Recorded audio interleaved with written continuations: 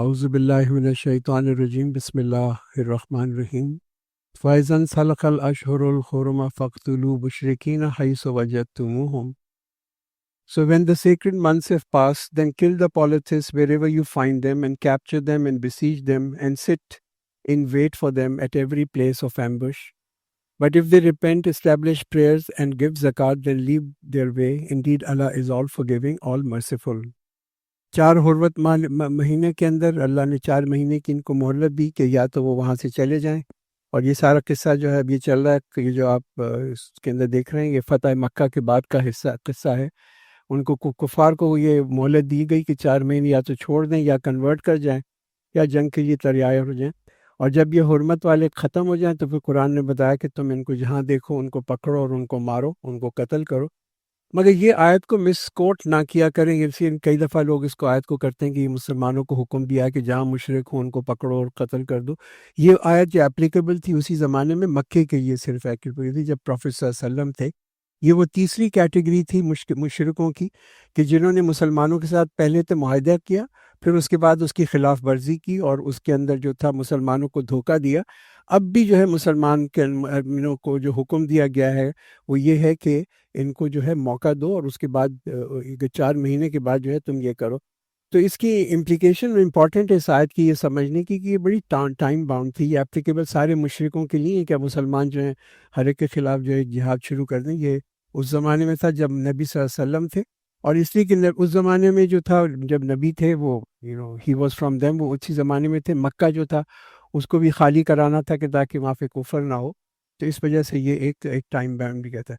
اور اس کے بعد یہ بھی بتا دیا گیا کہ اگر وہ معافی مانگیں، اف دے ریپینٹ، اگر وہ اللہ سے توبہ کر لیں، نماز قائم کریں اور زکوٰۃ دیں، تو پھر تم ان کے راستے کو مت روکو، تم ان کی نیتوں کے پیچھے مت جاؤ، اللہ کافی ہے لوگوں کا حساب لینے کا۔ اور یہ ایک واقعہ بھی ہوا تھا ایک جنگ کے دوران، ایک کافر تھا، اس کے اوپر ایک مسلمان ایک صحابی تھے، وہ حاوی ہو گئے اس کے اوپر، اور اس کا جو تھا اس کو قتل کرنے سے پہلے تو اس شخص نے جو تھا اسے فوراً کلمہ پڑھ لیا، فوراً اس سے کلمہ پڑھا، مگر یہ جو صحابی تھے انہوں نے جو تھا پھر بھی اس کو قتل کر دیا، حالانکہ جنگ تھی، قتل کر دیا۔ تو یہ کیس پہ پروفیٹ صلی اللہ علیہ وسلم کے پاس گیا، پروفیٹ نے ان سے پوچھا تو اس نے بتایا کہ اس نے تو اپنی جان بچانے کے لیے جو تھا کلمہ پڑھا تھا بالکل آخری وقت کے اوپر، جب میں اس کے اوپر حاوی آ چکا تھا۔ تو پروفیٹ صلی اللہ علیہ وسلم نے اس سے کہا کہ تم نے کہ کیا تم نے اس کے دل کو کھول کے دیکھا؟ کیا تم نے اس کے دل، کیا اس کو ہو سکتا ہے دل سے اس نے پڑھا ہو کلمہ؟ تو یہ بڑا امپورٹنٹ ہے مسلمانوں کے لیے کہ شک نہ کرے، اگر کوئی سلام کرے یا سمجھے کہ یہ کہتا ہے کہ مسلمان ہے تو مسلمان ہی ہے۔ And if any one of the polytheists seeks your protection, then grant him protection till he hears the word of Allah. Then escort him to his place of safety. That is because there are people who do not know. ذَلِكَ بِأَنَّهُمْ قَوْمٌ لَا يَعْلَمُونَ، کوئی ایسی قوم ہے جو جانتے نہیں ہیں۔ تو ہو سکتا ہے اس میں سے کافی ایسے لوگ ہوں جنہوں نے کبھی قرآن سنا ہی نہ ہو، کبھی اس کو سوچا نہ ہو، اس کو کوئی سیریس تھاٹ نہیں دی گئی ہو، جو کافر ہوتے ہیں اور ان کے پاس جو ہے یہ قرآن کا جو پیغام ہے یہ بھی نہ پہنچا ہو۔ تو قرآن کیا کہتا ہے کہ بھئی ان کو وقت دو۔ یہ دیکھیے یہ ایک بڑی سیدھی فطرت ہے نا، اپرائٹ نیچر جو اسلام کی ہے، کہ اس کا جو پیغام ہے اس میں کتنا افضل پیغام ہے کہ فیئر پلے ہر چیز کے اندر ہے، بی اپرائٹ۔ ہاں، دشمن کے ساتھ بھی جب تم ڈیل کرو تو آپ تمہاری فطرت جو ہے وہ ٹھیک ہونی چاہیے۔ اور یہ دیکھیے یہ کیوں ہے؟ اسی کے مسلمان کی دشمنی کافر کے ساتھ نہیں ہے ایز اے پرسن، اس کے نظریے کے ساتھ ہے۔ کافر بھی ہمارا جیسا ہی ایک اللہ کی مخلوق ہے، وہ بھی اشرف المخلوقات ہے، وہ بھی اللہ تعالیٰ نے اپنے ہاتھوں سے اس کو بھی بنایا ہے، مگر اس کا جو نظریہ اس کے خلاف ہے اسلام۔ تو جنگ جو اسلام کہتے ہیں نا کہ جنگ کرو ان کے خلاف، جنگ جو ہے وہ تو بیماری کے خلاف ہے، وہ مریض کے خلاف نہیں ہے یہ جنگ۔ ہم مریض کو قتل کرنے نہیں آ رہی ہے، تو بیماری کو ختم کرنے کا۔ یہ بہت بڑا ایک ڈفرنس ہے جو مسلمان جب تک نہیں سمجھیں گے، جب تک یہ جہاد اور فساد کے اندر نا ڈسٹنگوش نہیں کر سکیں گے کہ کیا چیز ہے، کون سی ہولی وار ہے، کون سی انہولی وار ہے۔ اور یہ کوئی پرسنل انتقام کی جنگ نہیں ہے، یہ کوئی اس میں بھی جو فتح ہے وہ تو صرف اللہ کے لیے ہے، اور اس میں کوئی بدلہ بھی جو ہے آپ بدلہ بھی نہیں لے سکتے۔ How can there be a treaty for the polytheists with Allah and His Messenger, except for those with whom you have made a treaty near the sacred mosque? As long as they are upright towards you, be upright towards them. Indeed, Allah loves the righteous. تو یہ آیت جب reveal ہوئی تھی، یہ آیت جو تھی فتح مکہ سے پہلے نازل ہوئی تھی صلح حدیبیہ کے موقع کے اوپر، اس کے بعد بہت زیادہ جو تھے کنورژن ہونی شروع ہو گئی تھی مسلمان میں، بہت لوگ مسلمان بن رہے تھے اور اسلام کے اندر آ رہے تھے، تو یہ جو حکم دیا گیا ہے کہ بھائی بی اپ رائٹ، یہ اسٹریٹ فارورڈ ان کے ساتھ جو بات کی گئی ہے. How can there be a treaty while they are while if they gain dominance over you, they would not honor ties of relationship nor covenants of protection. They please you with their mouths, but their hearts refuse, and most of them are defiantly disobedient. تو یہ general ایک کردار بتایا جا رہا ہے مشرکوں کا، کہ وہ یہاں ایکسپوز کیا جا رہا ہے کہ تم ان کا صرف ان کے الفاظ کو مت دیکھو، ان کا جو اعمال ہے اور ان کا جو رویہ ہے اس کو بھی دیکھو، اس کو ڈسریگارڈ نہ کرو. اور یہ کہ جو خاص طور پہ جو انہوں نے معاہدے کیے، پھر معاہدے کر کے جو اس کو توڑا، یہ زیادہ امپورٹنٹ ہے اس کو سمجھنا. They have exchanged the revelations of Allah for a small price and averted people from their way, from His way, and people from His way. Indeed, it is evil what they were doing.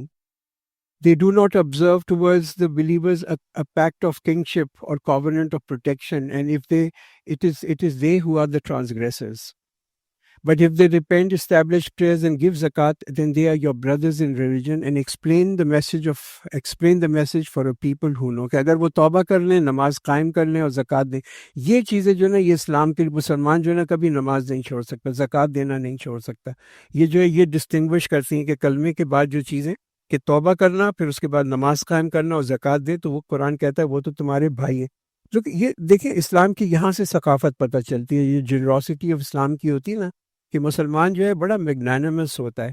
کہ کبھی کبھی کسی army general نے یہ نہیں کہا history کے اندر اتنا بڑا اس کا دل ہو کہ وہ عام معافی اس طریقے سے الاؤ کر دی جیسے کہ اسلام نے کی تھی فتح مکہ کے بعد، ایسی عام معافی لوگوں کے لیے کی تھی. تو اسی سے پتہ چلتا ہے کہ یہ انسان کا کلام نہیں ہے.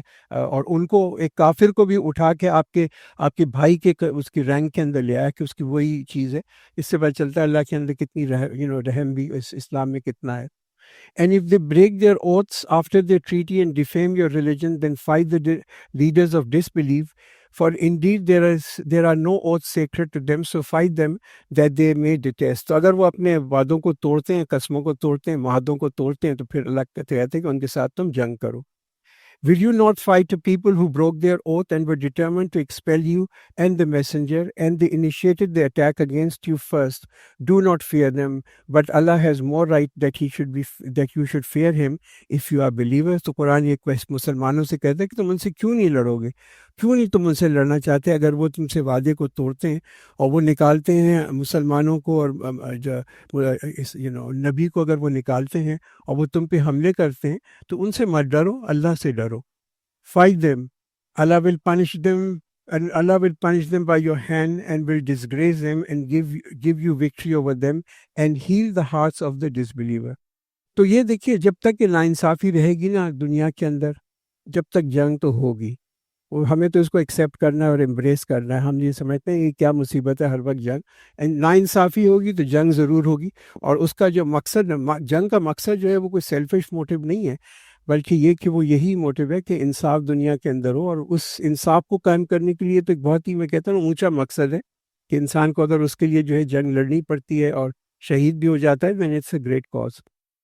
And remove the anger in their hearts, and Allah turns in forgiveness to whom He wills, and Allah is all knowing and all wise. کہ اللہ تعالیٰ کیسے ان کے دلوں سے غصے کو دور کر دیتا ہے. مسلمانوں کے دلوں کے اندر بہت غصہ تھا اگینسٹ مکہ کے جو کفار تھے، انہوں نے بہت زیادہ ظلم کیا تھا مسلمانوں کے اوپر. پھر مگر جب انہوں نے دیکھا کہ فتح مکہ ہوئی اور اس کے بعد انہوں نے دیکھا کہ اتنے سارے ان میں سے جو لوگ تھے انہوں نے اسلام قبول کر لیا اور وہ اسلام کے کے دائرے کے اندر آ گئے، تو ان کے دلوں کو بھی اللہ تعالیٰ نے اسی سے اس تقویت بھی دی اور دل بھی ان کے صاف کیے اور انہوں نے معاف بھی کر لیا. تو اسلام از ناٹ اباؤٹ انتقام. اسلام اس لیے نہیں ہمیں بتاتا کہ ہم ریونج لیں، نفرت کریں کسی کے ساتھ. یہ نفرت اورینٹڈ ریلیجن نہیں ہے. یہ اگر اس دین کو اگر آپ دیکھیں اور پڑھیں تو بار بار آپ اس میں آپ دیکھیں گے کہ تم معاف کرو، لوگوں کو معاف کرو. یہ معاف کر کے بس زیادہ زور ہے بنسبت یہ کہ تم انتقام کرو. ام حسبتم ان تترکوا ولما یعلم اللہ الذین جاہدوا منکم ولم یتخذوا من دون اللہ. Do you think that you will be left as you are while Allah has not yet made evident those among you who strive and those who do not take other than Allah and His Messenger, and the believers as intimate friends, and Allah is aware of what you do. دو چیزیں یہاں پہ بتائی گئی ہیں کہ اللہ تمہارا امتحان ضرور لے گا، اللہ تمہیں اسی طرح نہیں چھوڑ دے گا، اللہ تمہیں جدا جدا کر دے گا، اور تم میں سے دیکھے گا کون سے لوگ ہیں جو جہاد کرتے ہیں اور کون سے لوگ ہیں جو اللہ کے جو جو ان کو اپنا دوست نہیں بناتے، جو کہ اللہ اور اس کے رسول کے خلاف ہیں. یہ اللہ، اور اللہ ہر چیز کو جاننے والا، ہر کام سے باخبر ہے. تو یہ امتحان ہے اللہ کا، اللہ کی طرف سے محنت کرنا، مشقت کرنا اور اپنی زندگیوں کو ڈیڈیکیٹ کرنا، یہ تو مسلمان سے ایکسپیکٹڈ ہے. It is not for a polytheist to maintain the mosques of Allah while witnessing against their own selves of disbelief. Such are people whose deeds have become worthless, and in the fire they will abide eternally. تو یہ تو مشرکوں کے لیے نہیں ہے کہ وہ آباد کریں مسجدوں کو، جبکہ وہ گواہی دیتے ہیں اپنے، یعنی کہ ان کا جو عقیدہ ہے وہ تو گواہی دیتا ہے کہ وہ خلاف ہے اسلام کے. تو فتح مکہ جو تھی، کہ جو ایک مقصد جو تھا مکہ کو فتح کرنے کا، اس کو آزاد کرانے کا، وہ تو یہی تھا نا کہ مکے کو کفر سے پاک کر دیا جائے، کہ وہاں جو شرک ہوا کرتا تھا وہ نہ ہو، اور اللہ تعالیٰ کا یہ جو گھر ہے یہ کفر سے بھی پاک ہو، یہ شرک سے بھی پاک ہو. تو مسجد بڑی امپورٹنٹ چیز ہے. یہ جو کہ قرآن کہتا ہے نا کہ مسجدوں کو تم جا کے آباد، مسلمانوں سے کہتا ہے مسجدوں کو آباد کرو. دیکھیے مسجد اگر ہم مسلمان آباد کریں گے نا تو ہمارے گھر بھی آباد ہوں گے. اور اگر ہم یعنی کہ اگر اپنے گھر ہمارے آباد ہوں گے تو ہم دیکھیں گے کہ پھر جو ہے یہ ہمارا جو دین ہے یہ بھی آباد ہوگا، اور اگر ہمارا دین آباد ہوگا تو پھر ہم دیکھیں گے کہ پھر ہم جنت کو بھی آباد کریں گے. تو یہ سٹارٹ فرام اے مسجد. پھر اس سے ہمارے دل جو ہوں گے وہ بھی آباد ہوں گے، اس میں بھی اللہ تعالیٰ ان کے اندر دلوں کو بھی کھولے گا، اور پھر یہ جو ہے نا ہمارے گھروں کے اندر بھی اس کا اثر آئے گا. تو going to a mask is such an important thing. یعنی کہ مسلمانوں کے لیے باقاعدگی کے سے مسجد جانا، مسجد میں نماز پڑھنا. مسجد ایک بڑی مبارک جگہ ہے، بہت مبارک جگہ ہے، اور یہ ان لوگوں کی پھر اللہ نے اگلی اس کے اندر صفات بھی بتا دی. انما یامر المساجد اللہ من آمن باللہ والیوم الآخر واقام الصلاۃ وآت الزکاۃ. The mosques of Allah are only to be maintained. کہ کون آباد کرتے ہیں، کون مینٹین کرتے ہیں اللہ کی جو یعنی کہ مسجدیں ہیں. By those who believe in Allah and the last day and establish prayers and give zakat. And give zakat. یہ لینے والے نہیں ہیں، یہ مسجدیں جو آباد کرتے ہیں وہ زکوٰۃ دینے والے ہیں. یہ آپ سب لوگوں کی یہ جو ہے نا اللہ تعالیٰ جو زکوٰۃ دیتے ہیں ان کو مسجدیں بھی آباد کرنی چاہیے. They establish prayers and give zakat and fear none but Allah. It is these who shall be guided. تو یہ دیکھیے یہ جو خصوصیات یہاں پہ بتا دیں نا، جو مسجدوں کی دیکھ بھال کرتے ہیں وہ پہلے خود تو اللہ پہ ایمان لاتے ہیں، آخرت پہ نماز قائم کرتے ہیں اور پھر زکوٰۃ دیتے ہیں. یعنی کہ وہ جو ہے نا عملی طور کے اوپر جو ہے مسلمان ہوتے ہیں، وہ ڈونیشن کے اوپر نہیں مسجدوں کو چلا رہے ہوتے، وہ خود اس کو رن کرتے ہیں.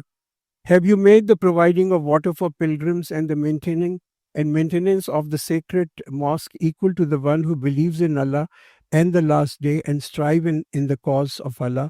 They are not equal in the sight of Allah, and Allah does not guide the unjust people.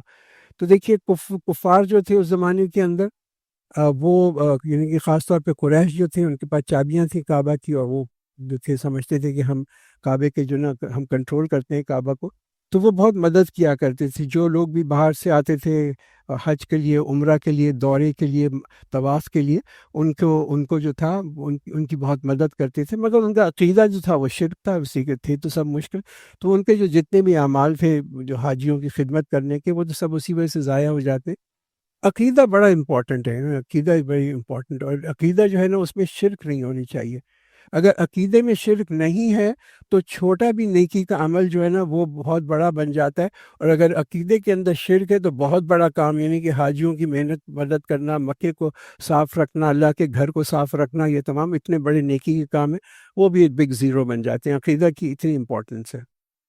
The ones who believe الذين آمنوا وهاجروا وجاهدوا في سبيل الله بأموالهم وأنفسهم أعظم درجة عند الله وأولئك هم الفائزون. The ones who believe, migrate and strive in the cause of Allah with their wealth and their lives are greater in ranks in the sight of Allah, and it's those who will be successful. تو بات صرف عمل کی ہے بھائی. And at the end of the day ہمارا ایمان جو ہے نا وہ کس میں نظر آتا ہے؟ وہ ہماری محنت میں نظر آتا ہے. اگر ہم ایمان والے ہوں گے تو محنت کریں گے، اپنے مال سے بھی محنت کریں گے، برداشت بھی کریں گے، مشکلات بھی اٹھائیں گے. اور پھر اللہ نے ایسے لوگوں کے لیے جو ہے نا کیا لکھا ہے، وہ اجر ان کے نا کیا نا اعظم و درجۃ عند اللہ، کہ اللہ نے کہا کہ اللہ نے ان کے لیے تو ان کے ایسے لوگوں کے لیے تو بہت بڑے درجے رکھے ہیں اپنے پاس. یہ اللہ کہہ رہا ہے کہ ایسے لوگوں کے بہت بڑے درجے ہیں. Their Rabb gives them the good tiding of mercy from Him and approval and gardens for them wherein they will endure forever, abiding therein forever. Indeed, Allah has with Him a great reward. یا ایھا الذین آمنوا لا تتخذوا آباءکم واخوانکم اولیاء. O you who believe, do not take your fathers or your brothers as allies if they have preferred disbelief over belief. Whoever does so, then it is those who are the wrongdoers. یہ central theme ہے، یعنی اس پوری اس سورت کی جو central theme ہے کہ جو رشتہ ہے ایمان والوں کا وہ زیادہ مضبوط ہے، وہ تھکر ہے، اسٹرانگر ہے، مضبوط ہے، یعنی کہ خونی رشتوں سے بھی زیادہ یہ رشتہ مضبوط ہے. یہ جو ایک جو کہتے ہیں نا ایمان والوں کا جو آپس کا رشتہ ہے وہ خونی رشتوں سے بھی زیادہ ہے کہتے ہیں. اور قرآن کہتے ہیں کہ تم ان کو، اللہ یہ نہیں پسند کرتا کہ تم جو یہ کہ تم اپنے والد کو یا اپنے بھائی کو دوست بنا لو اگر انہوں نے پسند کیا کہ انہوں نے کفر کو پسند کیا اوور اسلام کے اوپر، تو ان کو بھی تم دوست نہ بناؤ. تو سب سے قریبی جو ہمارے یعنی کہ اگر ہمارے قریبی رشتہ دار جو ہیں وہ غیر مسلم ہیں تو ان کو ہم اپنا رول ماڈل نہیں بنا سکتے کہ ہم ان کا جو بنایا ہوا طریقہ ہے اس کے اوپر ہم چلنے لگیں. قل ان کان آباؤکم و ابناؤکم و اخوانکم و ازواجکم و عشیرتکم و اموال اقترفتموها و تجارت تخشون کسادها و مساکن ترضونها احب الیکم من اللہ ورسولہ. Say, if your father, your sons, your brother, your spouse, your relatives, the wealth which you have acquired, the business in which you fear a decline, the dwellings in which you are pleased, are more beloved to you than Allah and His Messenger, and striving in the cause of Allah, then wait. Allah brings His decision. Allah does not guide the defiantly disobedient people. یہ جو ہے نا یہ آیت ایک پیمانہ ہمیں بتا رہی ہے، ایک یارڈ سٹک بتا رہی ہے کہ وہ جو ہمارے دل میں فٹ ہونی چاہیے کہ ہماری محبتیں ہیں نا وہ کسی سے زیادہ ان چیزوں سے جو نا دنیاوی جو چیزیں ان سے زیادہ نہیں ہونی چاہیے اللہ کے مقابلے کے اندر. محبت کرنا کوئی ایشو نہیں ہے، یہ کوئی پرابلم نہیں ہے کہ آپ، مگر یہ قرآن جو کہتا ہے نا یہاں پہ احب الیکم من اللہ و رسولہ، کہ تمہاری محبت جو ہے ان چیزوں میں زیادہ اور اللہ اور اس کے رسول سے محبت کم ہو، یہ پرابلم ہے یہاں پہ. تو یہ نہیں کہہ رہا قرآن کہہ رہا کہ تم ان سے نفرت کرو، کہ ان چیزوں سے تم نفرت شروع کر دو، اپنے بیٹوں سے یا بھائیوں سے یا جو تجارت ہے یا جو تمہارا مال و دولت، یہ نہیں کہہ رہا کہ تم اس سے نفرت کرو، بلکہ اس کے برعکس قرآن یہ کہہ رہا ہے، قرآن جو ہمیں حکم دے رہا ہے کہ وہ تو یہ ان چیزوں کی محبت کی وجہ سے تم اللہ کو اور اس کے رسول کی نافرمانی مت کرو. یہ بات یہاں پہ کی جا رہی ہے. اور جب بھی یہ کلیش ہو نا تو یہ قبول نہیں ہے کہ ان کی محبت کی وجہ سے جو ہے اللہ کے حقوق کو تم چھوڑ دو. یہی مین ٹیسٹ ہے جو چیز یہاں پہ بتائی جا رہی ہے. تو یہ بہت امپورٹنٹ چیزیں ہمیں سمجھنے کے لیے کہ یہ ہماری وفاداری جو ہے، ہماری وفاداری پہلی سب سے بڑی ہماری وفاداری جو ہے نا وہ اکاؤنٹیبلٹی اللہ تعالیٰ کو ہے. اور یہ دنیاوی جو ساری چیزیں اس کی قیمت جو ہے اس کی قیمت اتنی نہیں ہے کہ اس کی وجہ سے ہم اپنی آخرت کو کھو بیٹھیں، یعنی کہ ہم اللہ کے احکامات کو توڑیں دنیا لینے کے لیے تاکہ ہماری آخرت ہاتھ سے جاتی رہے. تو یہ امپورٹنٹ ہے سمجھنے کے لیے. لقد نصرکم اللہ فی مواطن کثیرۃ. Allah has already given you a victory in many battles, in many battlefields, and on the day of Hunain, when a great number of you were made you win, but it did not avail you at all, and the earth for all its vastness seemed to close upon you, and then you turned back fleeing. یہ ایک اور جنگ ہوئی تھی غزوہ حنین، اور یہ جب غزوہ حنین ہوئی تو مسلمانوں کی تعداد بہت زیادہ تھی، اتنی بڑی ان کی فوج تھی کہ ان کے دلوں کے اندر یہ تھا کہ ہمیں کون آج ہرا سکتا ہے. جب ہم 313 تھے بدر میں تو ہمیں کوئی نہیں ہرا سکا، ہم اس وقت بھی جیت گئے تھے. تو یہ جو ہوتا ہے نا اوور کانفیڈنس، کہ اتنا زیادہ انسان کے اندر ایک غرور کی لیول کا اوور کانفیڈنس ہو گیا تھا ان کے اندر. کہ بالکل وہ جو تھے ایک کیئرلیس تھے اپنا جو تھے نا اپنی طاقت کی وجہ سے. یہ ایک اچھی چیز نہیں تھی. اس لیے کہ پھر جو تھا ان کا توکل جو تھا وہ اللہ کے اوپر نہیں تھا. اس جنگ کے اندر ان کا توکل جو تھا نا اپنی قوت کے اوپر تھا, اپنی آرمی کی اسٹرینتھ کے اوپر تھا کہ ہم اتنے. تو اللہ کٹ دیم ٹو سائز.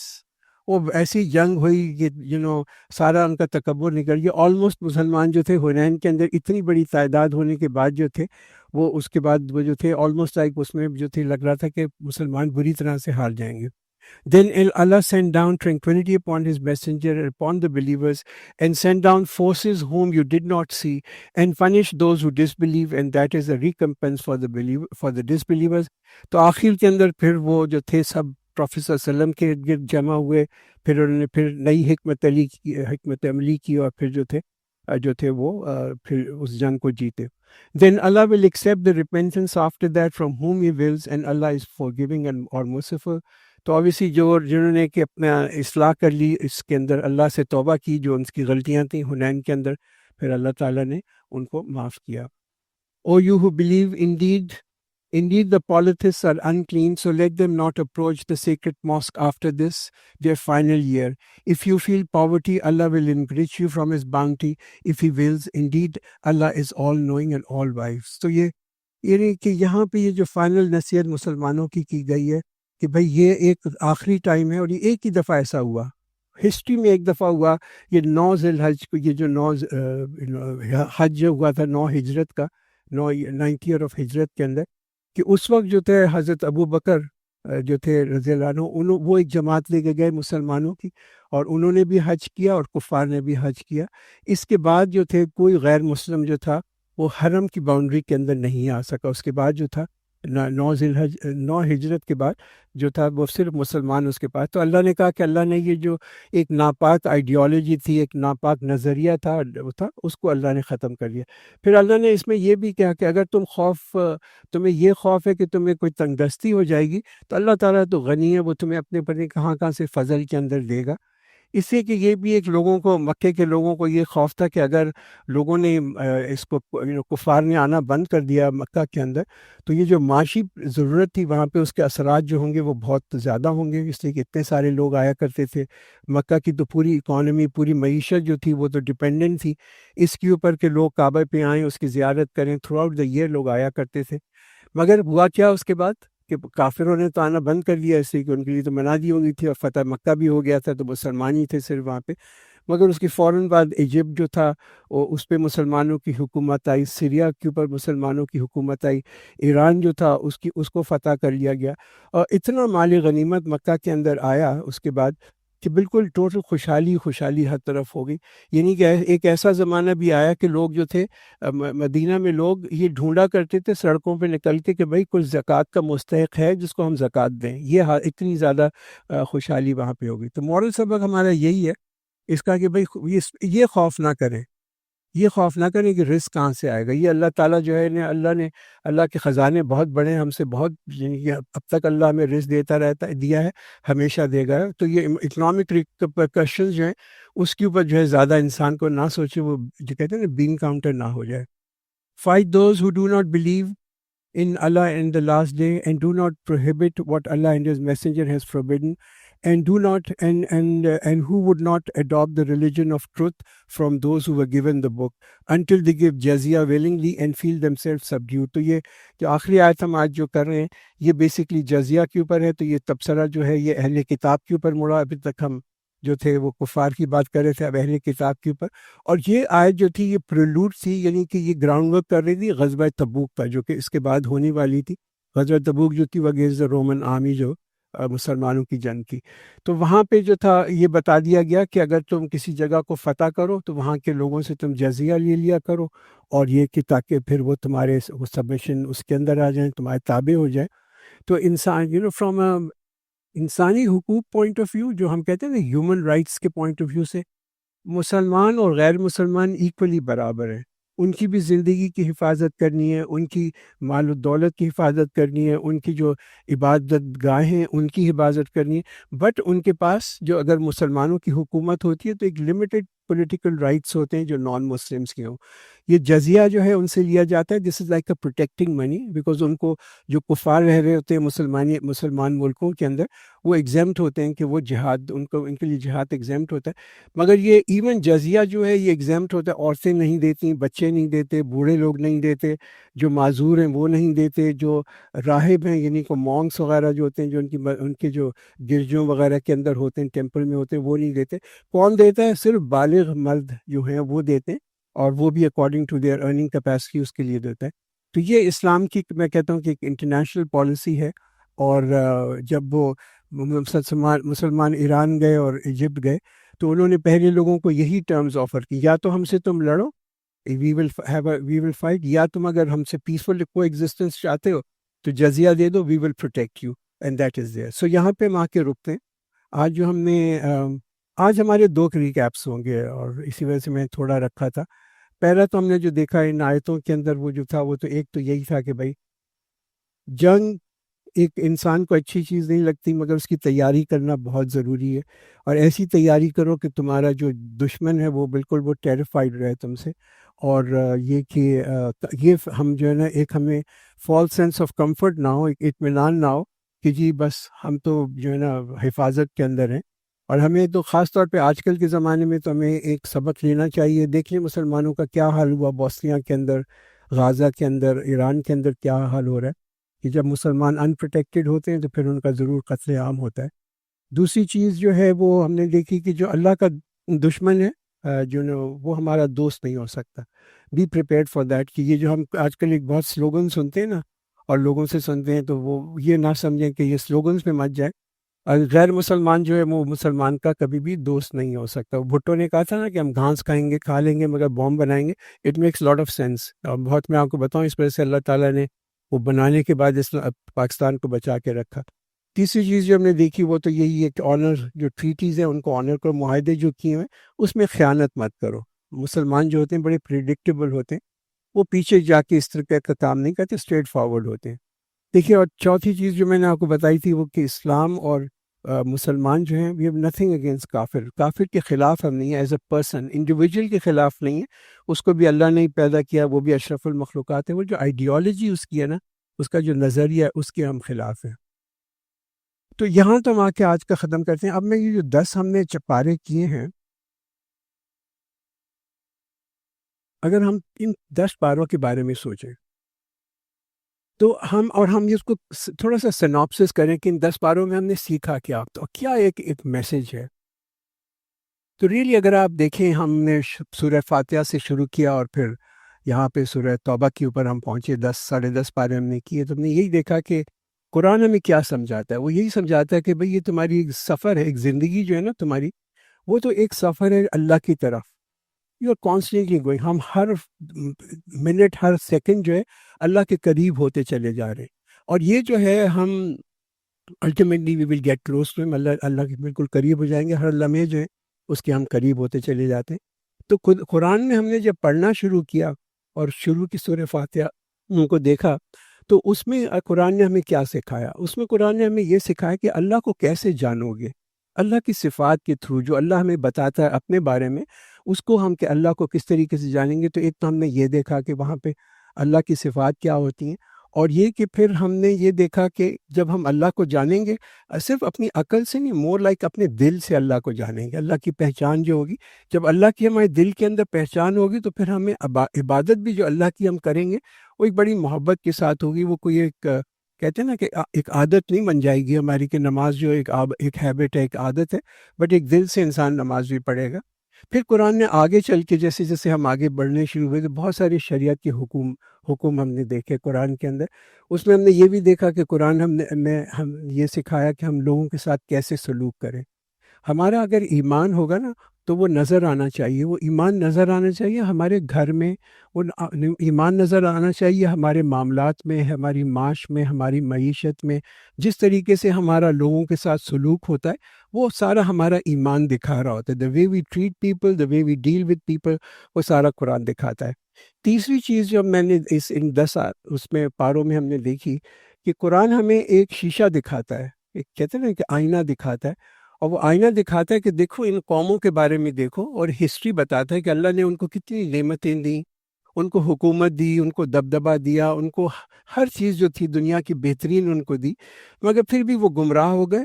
اور گمراہ کیوں ہوئے؟ کہ کبھی تو تکبر تھا، کبھی گناہ میں وہ ملوث ہو گئے، کبھی فحشائی کے اندر ملوث ہو گئے، کبھی بدعنوانیاں انہوں نے شروع کر دیں، کبھی وہ ظالم ہو گئے، کبھی وہ دنیا سے بالکل بہت زیادہ ان کو لگاؤ ہو گیا۔ تو قرآن کا میسج کیا ہے یہاں پہ ہمارے پہ؟ کیا جو اس کا جو پیغام ہے، ڈونٹ بی لائک دیم، ایسے مت ہو جانا۔ یہ جو مرر دکھانے کے بعد کیا ان قوموں جیسا کام مت کرنا، جو جیسے کہتے ہیں نا قوم لوط کا کام تھا یا مدین کا کام تھا، ایسے کام تو مت کرنا۔ تو ہم اب جب یہ رمضان اوبیسلی آج کل 25واں روزہ ہے، we need to ask this question کہ بھئی ہم نے رمضان میں روزے رکھے، یہاں پہ تراویحیں اٹینڈ کی، سنا، کیا ہمارا دل اللہ کے قریب ہوا، یا از جسٹ لائک ایک رسم تھی؟ رمضان بھی ایک رسم ہوتا ہے جیسے نماز ہوتی ہے، ایک موشن تھا وہ گزرے۔ اینڈ قرآن ہم سے یہ نہیں ایکسپیکٹ کرتا کہ ہم بالکل کوئی پرفیکٹ لوگ ہوں گے یا بالکل کامل ہوں گے، مگر ہم سے کیا ایکسپیکٹ کرتا ہے کہ ہم مخلص ہوں گے، you will be sincere people. تو ہم جب رمضان میں آئے تھے اور شروع ہوا تھا تو obviously we all came with different stress, اور ہماری اپنی توجہ بھی بھٹکتی تھی اور افسوس بھی، ریگریٹس بھی تھیں، مگر اللہ تعالیٰ نے ہمیں یہ ایک بڑا نعمت والا مہینہ دیا، اور اس میں ایک نئی ابتدا ہم نے شروع کی۔ ہماری جو عبادات تھیں اور ہم نے استغفار کیا اللہ سے اور جو معافی مانگی، اس سے کیا ہمارے دل ہی صاف ہوئے، اور یہی جو قرآن کہتا ہے نا کہ تمہارے دل کے اندر تقویٰ ہونا چاہیے، اسی چیز سے ہوتا ہے۔ تو یہ رمضان جو ہے یہ ایک یہ تو ابتدا ہے، to be honest with you. یہ جو ہمارے 25 دن گزرے ہیں نا، یہ تو ابتدا ہے، یہ کوئی پورا سفر نہیں ہے، it's just part of a journey. اور اس لیے کہ قرآن جو تھا وہ بھی ایک مہینے میں تو نہیں نازل ہوا تھا، 25 دن میں تو ڈیفینیٹلی نہیں نازل ہوا تھا، 23 سال لگے تھے اس کو ہونے۔ تو اس کا مطلب یہ ہے کہ یہ 25 دن پورا ہونے کے بعد اور قرآن سننے کے بعد، ایک مہینے قرآن پڑھنے کے بعد، روزے کرنے کے بعد، یہ نہ ہو کہ پھر پورے سال ہمارا اس کے ساتھ تعلق نہ رہے، کہ جیسے ہی رمضان ختم ہوا تو ہمارا قرآن سے تعلق بھی ختم ہو گیا، یہ نہ ہو۔ یہ قرآن کا تعلق جو ہے نا، یہ تو ڈیلی بیسس کی اوپر، جیسے ہمارے لیے سانس لینا ہر وقت ضروری ہوتا ہے، کھانا کھانا، پانی پینا ہر، اسی طریقے سے قرآن کے ساتھ اٹیچمنٹ ہماری جو ہے وہ ایک دن کا، ایک مہینے کا، 25 دن کی بات نہیں ہے، this is an ongoing process and you must stay in touch with Quran. تو اگر ہم سوچیں کہ اگر میں آپ کو میں ایکچولی کل اپنی وائف سے بھی پوچھا تھا رات کو کہ کون سی ایک آیت ہے اگر میں سم اپ کر کے بتاؤں، جو یعنی کہ جو کہ ریئلی کور کرے جو ہم نے ابھی تک کیا تھا، جو میسج جو ہمارا ہے نا۔ اور I thought about it and I thought کہ ایک آیت ہے جو مجھے ریئلی لگتی ہے، میں آئی وش کہ ہمارے پاس ٹائم ہوتا میں آپ سے پوچھتا کہ آپ کو کون سی ایک آیت تھی جو کہ بہت انسپریشن لگی۔ مجھے جو ایک آیت بہت ہی انسپریشن لگی وہ تھی آیت سورہ بقرہ کی آیت تھی، کہ قرآن سے وہ اللہ کہتا ہے کہ میں تمہارے بڑا قریب ہوں، اور میں جو ہوں جواب دیتا ہوں جب تم مجھے پکارتے ہو، جب تم مجھ سے دعا کرتے ہو تو میں تمہیں دعا دیتا ہوں۔ وَإِذَا سَأَلَكَ عِبَادِي أَنِّي قَرِيبٌ وَإِذَا سَأَلَكَ عِبَادِي أَنِّي فَإِنِّي قَرِيبٌ أُجِيبُ دَعْوَةَ الدَّاعِ إِذَا دَعَانِ فَلْيَسْتَجِيبُوا لِي وَلْيُؤْمِنُوا بِي لَعَلَّهُمْ يَرْشُدُونَ۔ تو قرآن یہ کہتا ہے کہ جب تم مجھے پکارتے ہو، جب میرا بندہ مجھ کو پکارتا ہے تو میں اس کے بہت قریب ہوں اور قبول کرتا ہوں اس کی دعا کو، جیسے ہی جب وہ دعا کرتا ہے میں اس کو قبول کرتا ہوں۔ تو یہ جو ہے نا قرآن کے جو ہم نے احکامات دیکھے، قرآن کی جو قانون دیکھے، کہانیاں دیکھیں، تو یہ سارا کچھ بیچ میں ہم کر رہے ہیں، یعنی ہر چیز قرآن ہمیں بتا رہا ہے، کبھی شریعت کے احکامات، کبھی شادی کے احکامات، کبھی ربا کے احکامات، ایک دم بیچ میں یہ آیت آ گئی، ایک دم بیچ میں یہ آیت آ گئی۔ کیا پتہ چلا کہ اللہ ہم سے یہ چاہتا ہے کہ بھئی تم ڈائریکٹلی مجھ سے بات کرو، کوئی تمہارا وسیلہ نہیں ہے، کوئی تمہاری انٹرمیڈیٹری نہیں ہے، اللہ کہہ رہے ہیں میں تمہارے بہت قریب ہوں۔ تو ایک بڑی ایک کہتے ہیں نا اطمینان والی چیز، ایک امن والی چیز کہ اللہ ہمارے اتنے قریب ہے۔ اور یہ جو آیت ہے اگر آپ اس کو دیکھیں تو جس جگہ پہ قرآن کے اندر یہ آیت دی ہوئی ہے وہ کہاں پہ ہے؟ جہاں پہ یہ رمضان کے جو روزوں کے اوپر ہے نا، جو روزوں کے اوپر جو آیت آتی ہے، رمضان کے اوپر آیت ہے، اس کے بیچ کے اندر اللہ تعالیٰ نے یہ آیت دی ہے۔ اگین ہمیں یہ یاد دہانی کرانے کے لیے کہ یہ جو رمضان کے تم روزے رکھتے ہو، قربانی کرتے ہو یا دیتے ہو، عبادت کرتے ہو، محنت کرتے ہو، یہ تمام جو تمہاری ورشپس ہیں، عبادات ہیں، یہ اس کی یہ ان نوٹس نہیں ہے، اللہ تعالیٰ دیکھ رہا ہے، اللہ تعالیٰ سن رہا ہے، اللہ یہاں بھی ہے، اللہ تعالیٰ ہماری بات کو بھی سن رہا ہے۔ تو یہ اگر ایک آئیڈیا ہے کہ اللہ ہمارے بہت قریب ہے، اگر یہی ایک آئیڈیا ہمارا ہم اس پہ ہمیں بڑا پکا یقین ہو جائے تو I tell you it will change everything. اس سے ہر چیز کے اوپر فرق پڑے گا کہ ہم کس طرح نماز پڑھتے ہیں. ہم جب دعا کرتے ہیں اللہ سے تو غافل طریقے سے نہ دعا کریں. اللہ سے دعا بھی کریں تو سمجھ کے دعا کریں کہ جو ہے اس کے لیے. تو یہی بیسکلی اس کا پیغام تھا. یہ جو 10 پارے ہم نے کیے تھے، اور نہ صرف یہ 10 پاروں کا پیغام ہے بلکہ یہ تو پورا ہماری کہتے ہیں نا ایک زندگی کا ایک پیغام تھا جو اللہ تعالیٰ نے ہمیں ان 10 پاروں کے اندر دیا. سو بارک اللہ لنا ولکم فی القرآن العظیم ونفعنا وإیاکم بالآیات و ذکر الحکیم.